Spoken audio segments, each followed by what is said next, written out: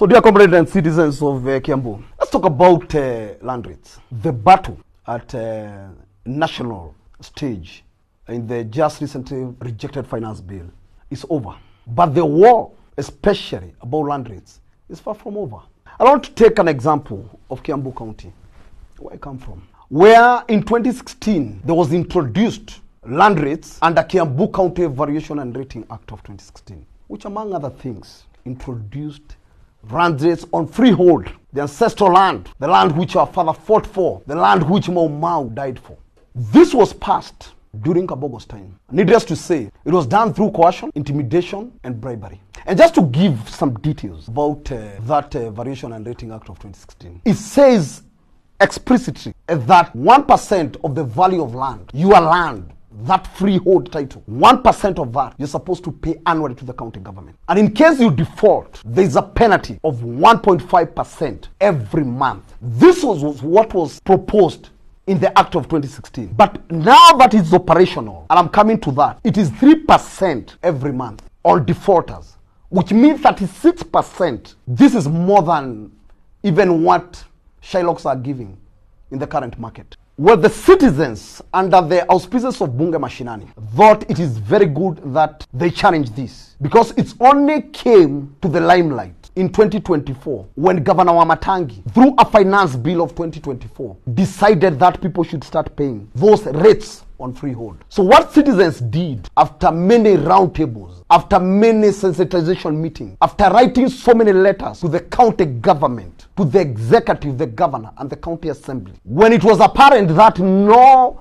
fruit was forthcoming, we decided to take citizens' action, which is deemed as the most powerful, and that is doing a public petition. So we went all around Kiambu County and collected over 8,000 signatures. And on 13th of February 2024, we presented that to the county assembly. It was received by the county assembly leadership. I'm talking about the speaker. I'm talking about the clerk. I'm talking about a leader of majority. I'm talking about a majority whip. I'm talking of entire county assembly leadership. And it was agreed unanimously. And these are the words from the speaker of the county assembly, Mr. Diongo, that this petition is going to be looked into, and that because there is law guiding any public petition, that any petition should be looked into and concluded within 60 days. The county leadership undertook and said that they are going to do exactly that. Procedurally, on 18th of March of 2024, the citizens of Kiambu, again under the auspices of Bunge Mashinani, we are called to the county assembly under the committee of land and valuation. We presented our oral submission in the assembly, and the unanimous agreement and decision was that this 2016 Valuation and Rating Act rule was going to be repealed in totality, because this is what our petition demanded. So procedurally, the county assembly was supposed to sit and vote to repeal that particular act of 2016. And they were to sit on 26th of March 2024 this year. That never happened. And according to reliable sources, especially from the MCAs, they said that they were under strict instruction from the governor not to look into that issue, and that nothing of that nature should ever feature in their order paper. So the rigor period within which a petition was to be looked into was ending in April 13th. Since then, we've tried to push, we've written letters, we've called county assembly, we've called the speaker, we've called the governor, we've sent him emissaries, but nothing has ever been forthcoming. So now, as it is, you will note that Governor Kimani Wamatangi has been giving waivers. Every month, there's been extension of waiver from February, March, April, May, and even June. This waivers means this, that because people are not yet paying these land rates from 2016, and they're not taking advantage of these so-called waivers, then it means that every freehold title in Kiambu owes Kiambu government money from 2016. And the calculation is, we are looking at 1% of the value of the land, add 3% every month as the penalty. Then next month, You take the principal sum, then you compound that at 3% again. So we are saying, in essence, if you have a plot worth 10 million, by the time the county government is knocking to your door, means that you owe county government probably more than 6 million. And this is the whole idea.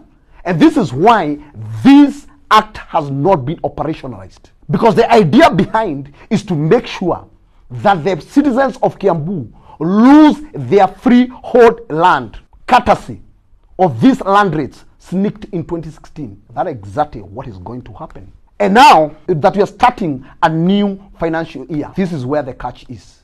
Probably you start seeing that billboards talking about waiver extension are being brought down.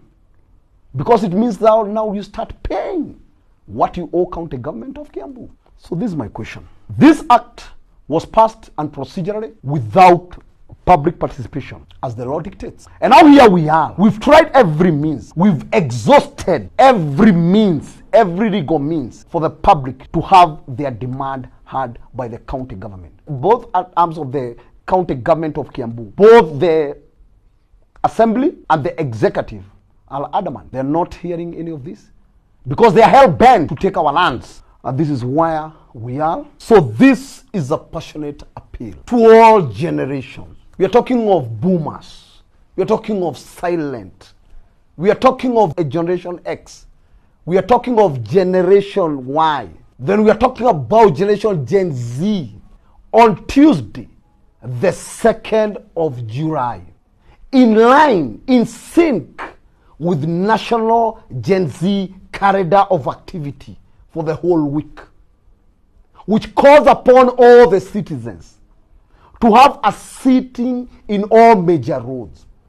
In Kiambu, our major road will be outside governor's office, where we are going to have a candid and robust talk about our land, our ancestral land, the land which our forefathers died for, the land which Mau fought for, and give it a true meaning of freehold. By definition, free is free. Free is what you cannot pay for. And because all the generations have done all they could have done, let us attend that important, that milestone functions outside Governor of Kiambu office, so that officially all the generations hand over their activity to Generation Z. Gen Z have proved and they have showed and they have taught us the language which government understand.